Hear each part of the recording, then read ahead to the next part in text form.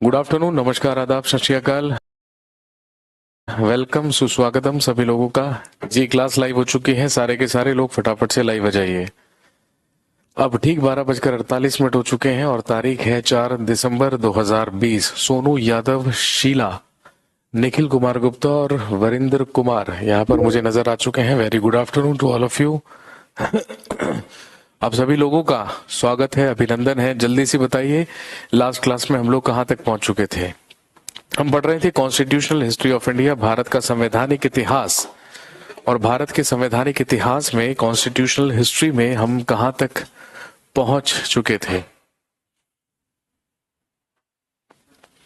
Okay, शुक्रिया बहुत बहुत। 1935 गवर्नमेंट ऑफ इंडिया एक्ट, हम लोग पहुंच चुके थे 1935 के भारत शासन अधिनियम तक।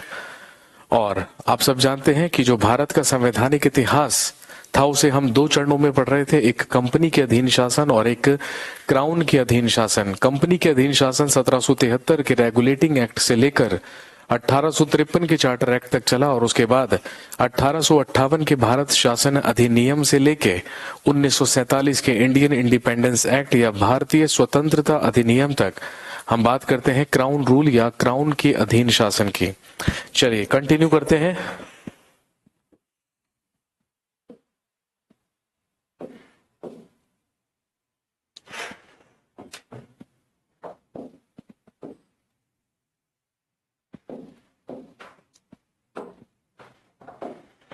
हम पढ़ रहे हैं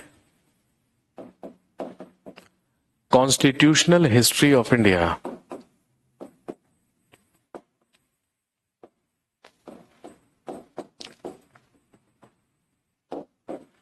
या भारत का संवैधानिक इतिहास।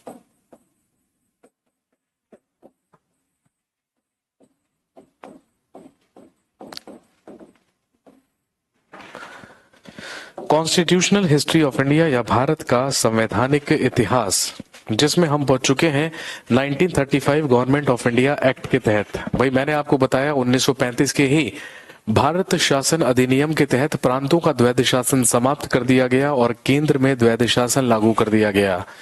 इसी के तहत एक अखिल भारतीय संघ या एक ऑल इंडिया यूनियन बनाया गया, जिसमें शक्तियों का बंटवारा 3 सूचियों के अनुसार कर दिया गया, that is union list, provincial list and concurrent list.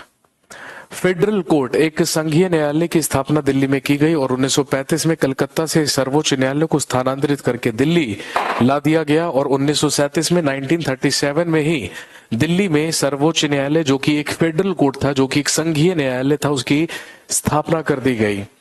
और मैंने आपको बताया कि इसी अधिनियम के तहत 1937 में Burma was separated from India, Burma को भारत से अलग कर दिया गया। लेकिन एक और महत्वपूर्ण काम हुआ, वो ये कि 1935 के भारत शासन अधिनियम के ही तहत हमारे देश में 11 प्रांतों में या 11 प्रोविंसेस में विधानसभाओं का गठन किया गया और 6 प्रांत ऐसे थे जहां का जो विधानमंडल था वो द्विसदनीय रखा गया। द्विसदनीय का मतलब जहां के विधानमंडल में 2 सदन हुआ करते थे, एक विधान परिषद और एक विधानसभा। आप अच्छी तरीके से जानते हैं कि भाई अगर आज की भी हम बात करें तो आज भी हमारे जितने भी स्टेट्स हैं, सब स्टेट्स में एक विधानसभा है, ये आप जानते हैं। लेकिन 6 राज्य ऐसे हैं जहां पर विधान परिषद का भी क्या किया गया है, प्रावधान किया गया है। तो जब 1935 के अधिनियम के तहत भारत में 11 प्रांतों में विधानसभा बनाई गई और 6 प्रांतों में विधान परिषद का भी गठन कर दिया गया, तो आप सब जानते हैं कि हमारे देश में सबसे पहले जो विधानसभा के इलेक्शंस हुए या जो प्रोविंशियल इलेक्शंस हुए वो कब हुए? 1937 में। तो लिखेंगे इन 1937 first provincial elections in India were held.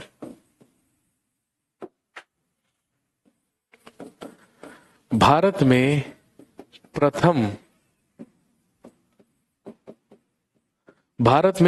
बार प्रांतीय चुनाव हुए। जो कुल कितने प्रोविंसेस में हुए थे, वो कुल कितने प्रांतों में हुए थे? तो ध्यान रखेंगे टोटल 11 प्रोविंसेस या कुल 11 प्रांतों में।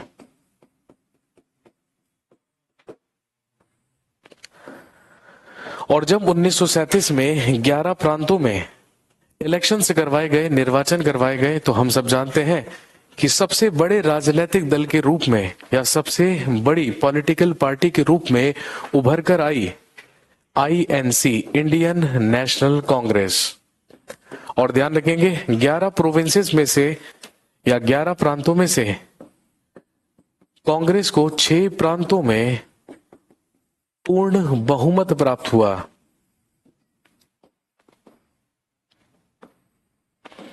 कांग्रेस को 11 में से 6 प्रांतों में पूर्ण बहुमत प्राप्त हुआ। और इसके अलावा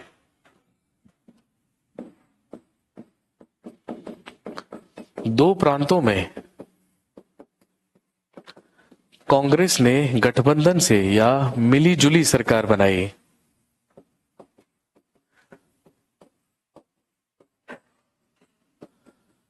ध्यान रखेंगे ये केंद्रीय चुनाव नहीं थे, ये सेंट्रल इलेक्शंस नहीं थे, ये प्रांतीय चुनाव थे, ये प्रोविंशियल इलेक्शंस थे जो सबसे पहले 1937 में हुए थे।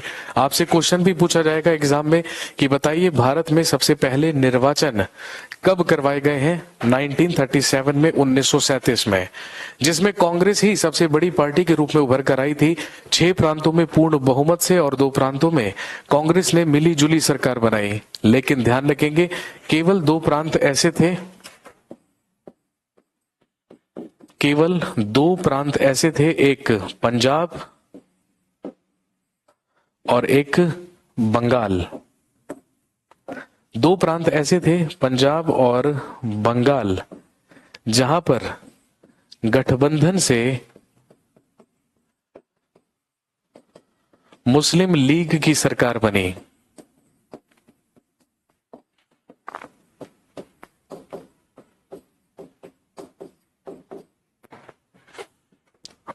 और कहने का मतलब कुल 11 में से कुल 8 प्रांत ऐसे थे जहां पर कांग्रेस अपनी सरकार बनाने में सफल हुई। वहां पर विधानसभा के इलेक्शंस में कांग्रेस को जीत मिली और जो वहां का मंत्री परिषद बना, जो कैबिनेट बना, वो सारे के सारे कौन थे? कांग्रेस के सदस्य थे या कांग्रेस के ही मंत्री थे। लेकिन ध्यान रखेंगे इन 8 प्रांतों में कांग्रेस ने केवल 28 महीने तक ही शासन करा। और ध्यान रखेंगे 28 महीने तक शासन करने के बाद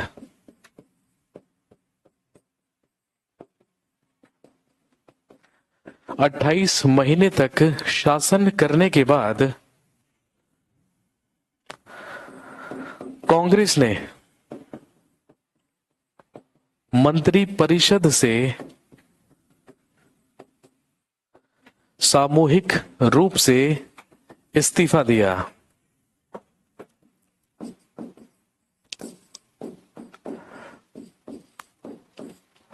और ये बात कब की है? ध्यान रखेंगे 1939 के, 1939 के,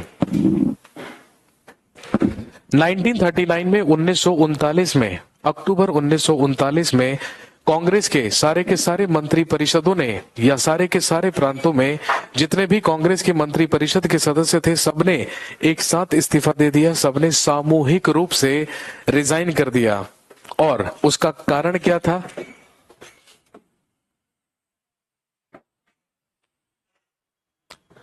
जब अक्टूबर 1939 में कांग्रेस के सभी मंत्री परिषदों के द्वारा इस्तीफा दे दिया गया तो ध्यान रखेंगे इसके 2 रीजंस थे, इसके 2 कारण थे। और वो 2 कारण क्या थे?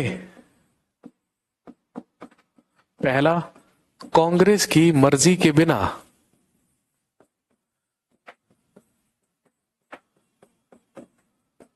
भारतीय सैनिकों को या भारतीय सेना को द्वितीय विश्व युद्ध में शामिल करना।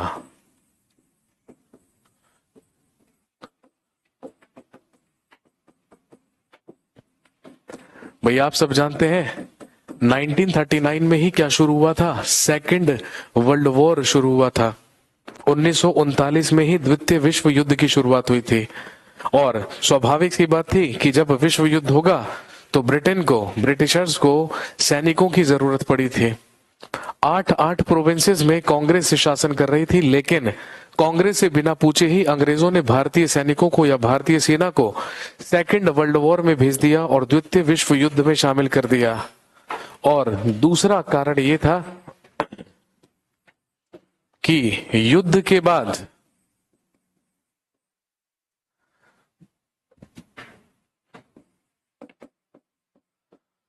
भारतीय संविधान के निर्माण का प्रस्ताव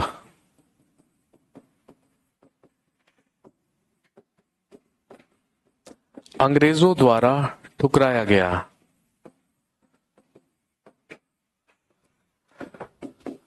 भारतीयों की मांग थी कि सेकेंड वर्ल्ड वॉर के बाद या द्वितीय विश्व युद्ध के बाद हमारी संविधान सभा का गठन किया जाए, हमारी कॉन्स्टिट्यूएंट असेंबली बनाई जाए जो हमारे संविधान का क्या करे, निर्माण करे। लेकिन इसकी पूरी तरीके से आलोचना की गई, किसके द्वारा? अंग्रेजों के द्वारा। बस यही कारण था कि पूरे के पूरे मंत्रिमंडल ने सारे के सारे प्रांतों में क्या कर दिया, सामूहिक रूप से इस्तीफा दे दिया। लेकिन ध्यान रखेंगे, जब सामूहिक रूप से इस्तीफा दिया गया कांग्रेस के सभी मेंबर्स और सभी मंत्री परिषदों के द्वारा, तो डेफिनेट सी बात थी, ये तो खुशी की बात थी। किसके लिए? मुस्लिम लीग के लिए। तो बस इसी के उपलक्ष्य में 22 दिसंबर 1939 को मुस्लिम लीग के द्वारा मुक्ति दिवस मनाया गया।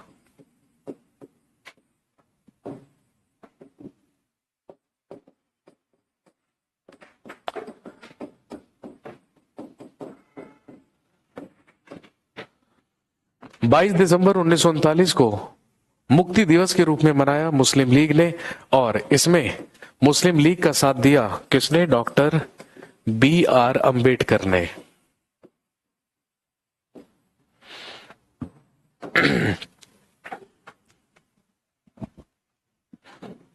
लेकिन जब ऐसा हुआ तो आप सब जानते हैं कि पहली बार जिस संविधान सभा की मांग हम कर रहे थे, जिस कॉन्स्टिट्यूएंट असेंबली की बात हम कर रहे थे या मांग हम कर रहे थे, उसे अंग्रेजों के द्वारा स्वीकार कर लिया गया। और सबसे पहले हमारी संविधान सभा की मांग को ही स्वीकार करते हुए अंग्रेजों ने हमारे पास एक प्रस्ताव भेजा, एक ऑफर भेजा, जो 1940 में भेजा गया, 1940 में, और जिसे हम जानते हैं अगस्त ऑफर या अगस्त प्रस्ताव के नाम से। और इसी के बाद प्रक्रिया शुरू होती है हमारे संविधान सभा की, हमारी कॉन्स्टिट्यूएंट असेंबली की। तो फटाफट से हेडिंग डालेंगे, कॉन्स्टिट्यूएंट असेंबली।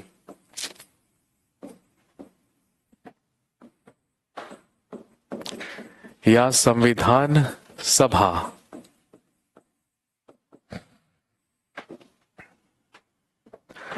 कॉन्स्टिट्यूएंट असेंबली या संविधान सभा।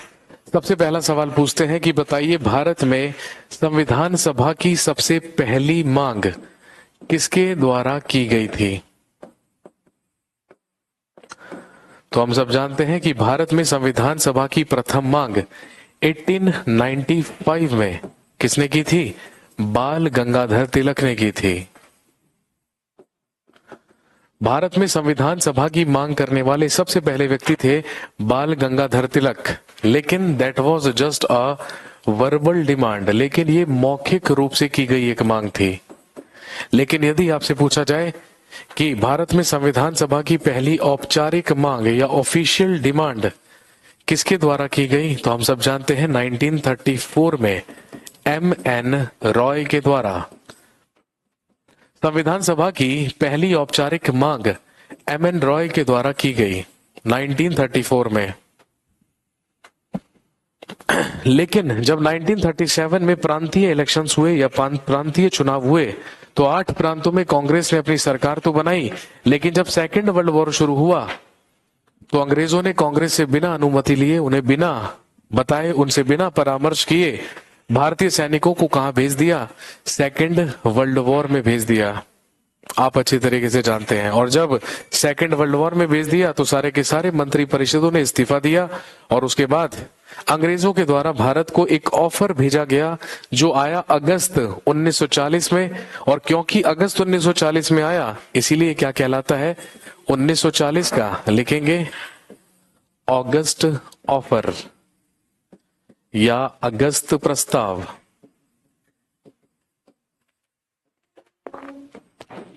1940 में भेजा गया अगस्त ऑफर या अगस्त प्रस्ताव। और दोस्तों ध्यान रखेंगे, क्योंकि 1940 में भेजा गया अगस्त ऑफर और बेसिकली अगस्त प्रस्ताव था क्या, लिखेंगे that was first acceptance of the demand of, that was the first acceptance of the demand of Constituent Assembly। ये भारत में संविधान सभा की मांग की प्रथम स्वीकृति था, लिखेंगे ये भारत में संविधान सभा की मांग की प्रथम स्वीकृति था। That was the first acceptance of the demand of Constituent Assembly।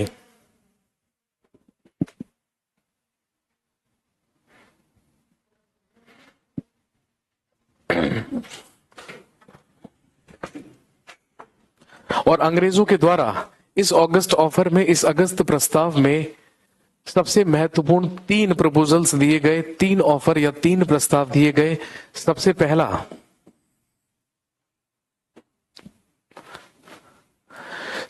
पहला प्रस्ताव दिया गया कि वायसराय की परिषद में भारतीयों की संख्या को बढ़ाया जाएगा।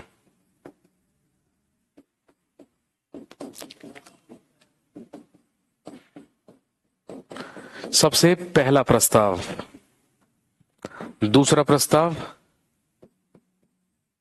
एक युद्ध सलाहकार समिति का गठन किया जाएगा। एक युद्ध सलाहकार समिति का गठन किया जाएगा।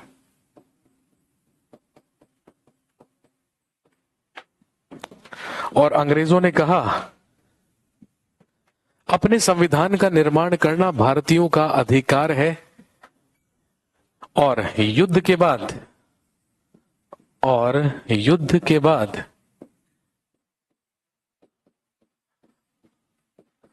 भारतीयों को स्वराज दिया जाएगा।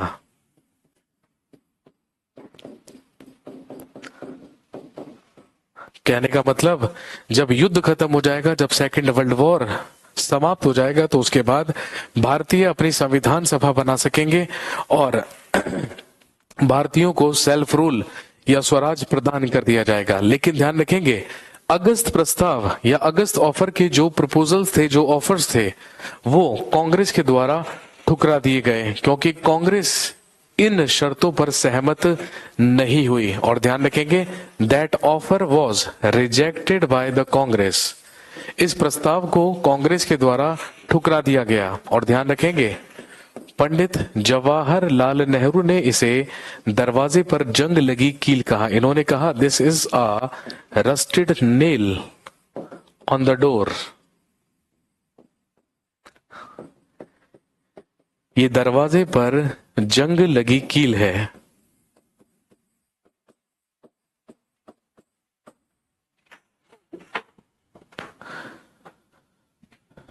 क्वेश्चन भी आता है एग्जाम में कि बताइए पंडित जवाहरलाल नेहरू ने दरवाजे पर जंग लगी कील किसे कहा था? पंडित जवाहरलाल नेहरू ने अगस्त प्रस्ताव को, अगस्त ऑफर को दरवाजे पर जंग लगी कील कहा।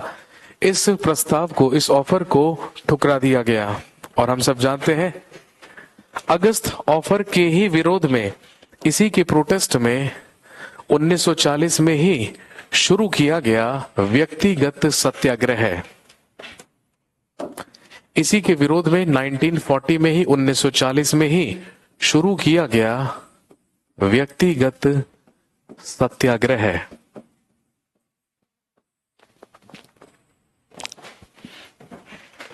आपसे पूछेंगे कि बताइए व्यक्तिगत सत्याग्रह का प्रस्ताव या प्रपोजल किसके द्वारा दिया गया था? तो ध्यान रखेंगे व्यक्तिगत सत्याग्रह करने का प्रस्ताव गांधी जी के द्वारा दिया गया था।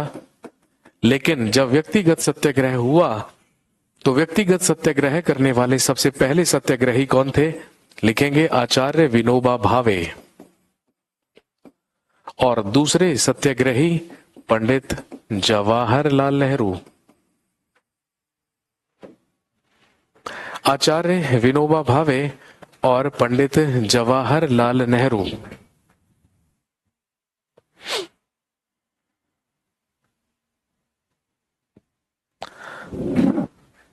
और अगर आपसे पूछें कि व्यक्तिगत सत्याग्रह कहां से शुरू हुआ था, जतिन तोमर पूछ रहे हैं क्या व्यक्तिगत सत्याग्रह महाराष्ट्र में हुआ था? जी हाँ, बिल्कुल हुआ था, बिल्कुल हुआ था। दैट वॉज स्टार्टेड फ्रॉम, लिख लीजिएगा, पवनार आश्रम।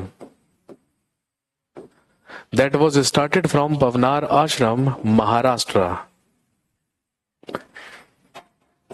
ये महाराष्ट्र के पवनार आश्रम से शुरू हुआ था। प्रस्ताव देने वाले गांधी जी थे, लेकिन सत्याग्रही सबसे पहले हुए आचार्य विनोबा भावे। सबसे पहले आचार्य विनोबा भावे और दूसरे थे पंडित जवाहरलाल नेहरू। अगस्त प्रस्ताव को ठुकराकर उसी के प्रोटेस्ट में, उसी के विरोध में व्यक्तिगत सत्याग्रह किया गया था।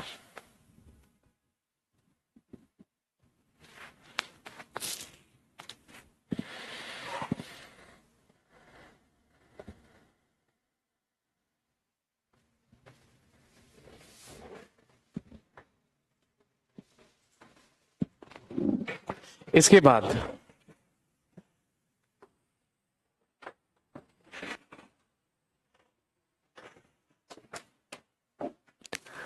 इसके बाद 1942 में 1942 में भेजा गया क्रिप्स मिशन।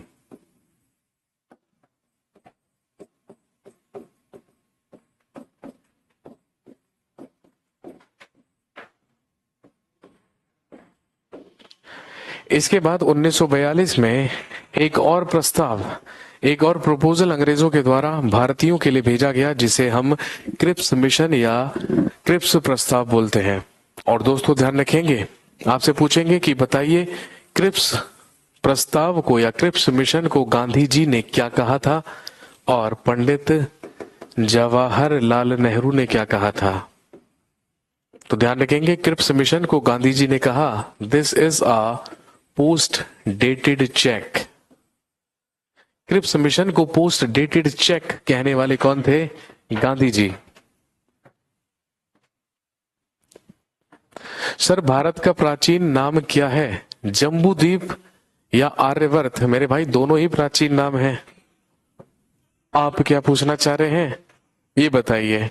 अगर सबसे पुराना नाम पूछना चाह रहे हैं तो आर्यवर्त मिलेगा, सबसे पुराना। सबसे पुराना जो नाम है वो आर्यवर्त माना जाता है, लेकिन जम्बूद्वीप भी भारत का क्या है? एक प्राचीन नाम है। गांधी जी ने इसे पोस्ट डेटेड चेक कहा और पंडित जवाहरलाल नेहरू ने इसे कहा post dated cheque of a sinking bank. Post dated cheque of a sinking bank, एक डूबते हुए बैंक का पोस्ट डेटेड चेक।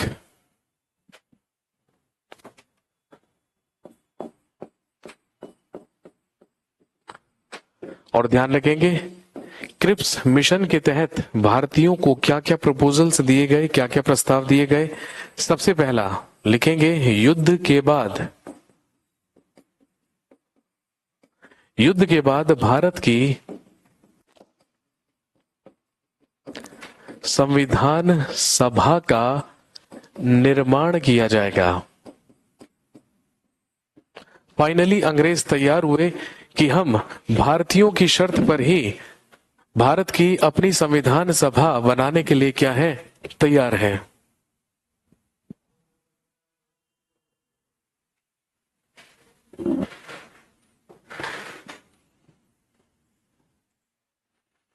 अरे भाई साहब, क्रिप्स मिशन के टाइम ब्रिटेन के पीएम कौन थे?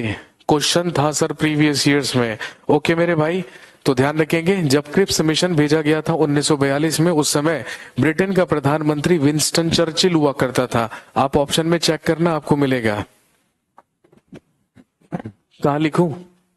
ये लो, यहां पे लिख देता हूं। That time the PM of Britain was Winston Churchill. उस समय ब्रिटेन का प्रधानमंत्री विंस्टन चर्चिल हुआ करता था। ध्यान रखेंगे।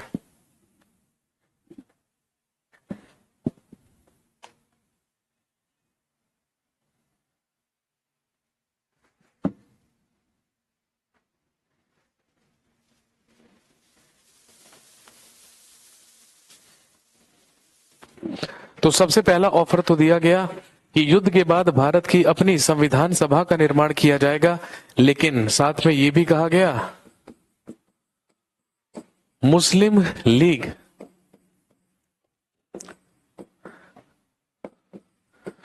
लीग को इसे स्वीकार करने या ना करने का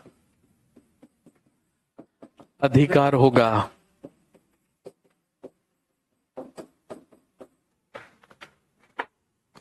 तीसरा महत्वपूर्ण पॉइंट था मुस्लिम लीग को इसे स्वीकार करने या ना करने का अधिकार होगा। और तीसरा प्रपोजल था भारतीय संविधान के निर्माण तक भारत की रक्षा की जिम्मेदारी ब्रिटेन की होगी।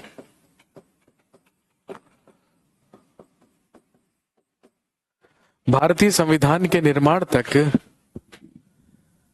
भारत की रक्षा करने की जो जिम्मेदारी है वो अंग्रेजों की होगी या ब्रिटेन की होगी।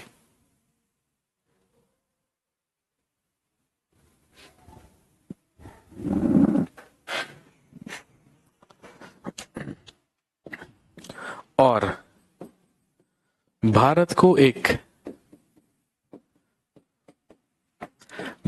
एक डोमिनियन राज्य का दर्जा दिया जाएगा।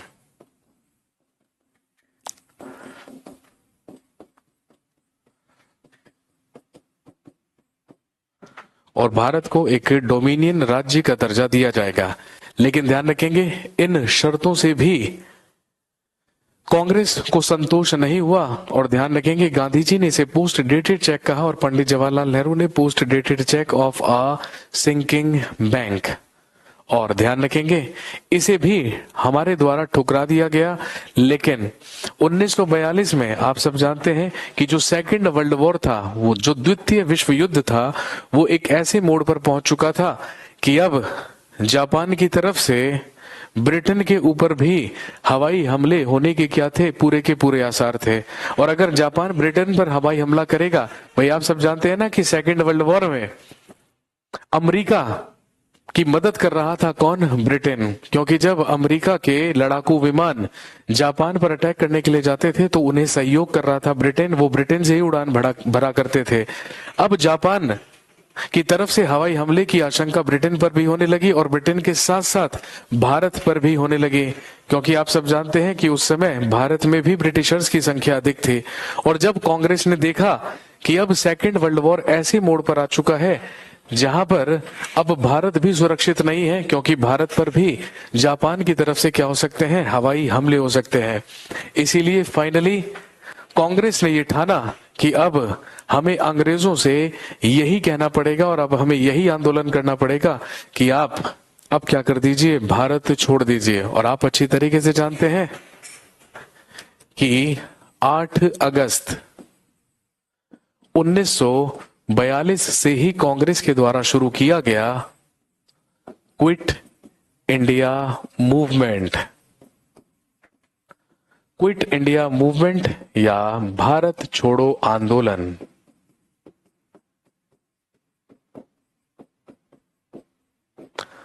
क्विट इंडिया मूवमेंट या भारत छोड़ो आंदोलन। और ध्यान रखेंगे इसी को क्या कहा जाता है?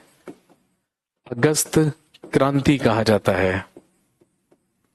हम सब जानते हैं क्विट इंडिया मूवमेंट कहां से शुरू हुआ? That was started from Gwalior tank ground, Bombay. ये बंबई के ग्वालियर टैंक मैदान से शुरू किया गया इंडियन नेशनल कांग्रेस के द्वारा। भारत छोड़ो आंदोलन या क्विट इंडिया मूवमेंट, आप सब जानते हैं इसी को क्या कहा जाता है, अगस्त क्रांति भी कहा जाता है।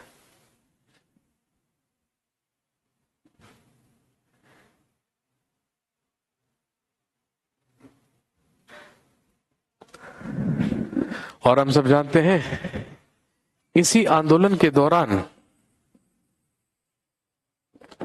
Gandhi ji gave the slogan,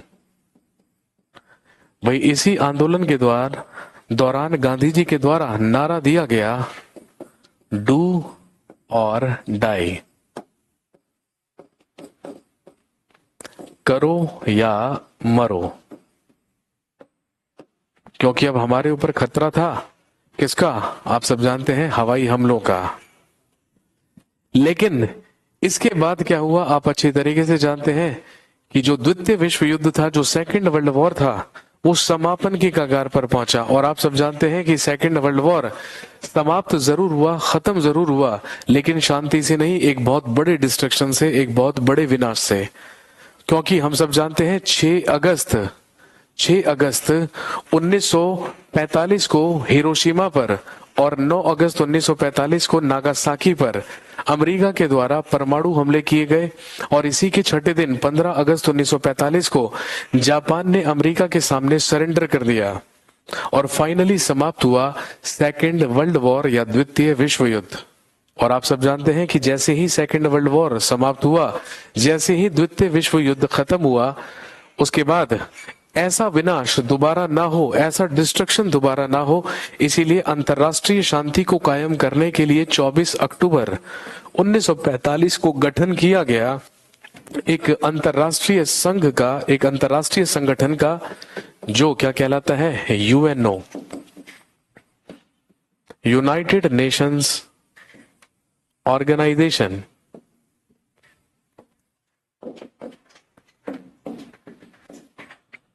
जिसे आप जानते हैं संयुक्त राष्ट्र संघ के नाम से। 24 अक्टूबर 1945 को यूएनओ का गठन कर दिया गया। और अब एक तरफ से राजनीतिक दबाव यूएनओ का और दूसरी तरफ सेकेंड वर्ल्ड वॉर खत्म होने के बाद पूरे के पूरे यूरोप में भारी आर्थिक मंदी या भारी रिसेशन। कहने का मतलब एक तरफ तो यूएनओ ने ब्रिटेन पर दबाव बनाना शुरू कर दिया कि आपने जिन जिन देशों को अपना उपनिवेश बनाकर रखा है, सबको धीरे धीरे सेल्फ डिपेंडेंट बनाइए, सबको सेल्फ रूल दीजिए, स्वराज दीजिए और सबको धीरे धीरे फ्री कीजिए। और दूसरा, अब ब्रिटेन की मजबूरी हो चुकी थी क्योंकि ब्रिटेन के पास इतने फंड्स नहीं थे कि वो भारत में शासन कर सके, इसीलिए हमारी सारी की सारी मांगे मान ली गई। और आप सब जानते ही हैं, निर्माण हुआ हमारी कॉन्स्टिट्यूएंट असेंबली का या हमारी संविधान सभा का।